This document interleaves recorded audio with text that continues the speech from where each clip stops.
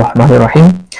آج کل کے دور میں جو فاسٹ فوڈ کی کمپنیاں ہیں وہ ڈسکاؤنٹ کارڈ دیتی ہیں کہ جس کے خریدنے کے بعد بندہ جب اس کمپنی سے کوئی چیز خریدتا ہے تو وہ کمپنی اس کو ڈسکاؤنٹ دیتی ہے۔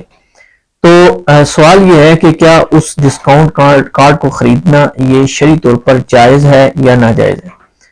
تو یاد رکھیں کہ ڈسکاؤنٹ کارڈ کا خریدنا یہ شرعی طور پر ناجائز ہے، جائز نہیں ہے۔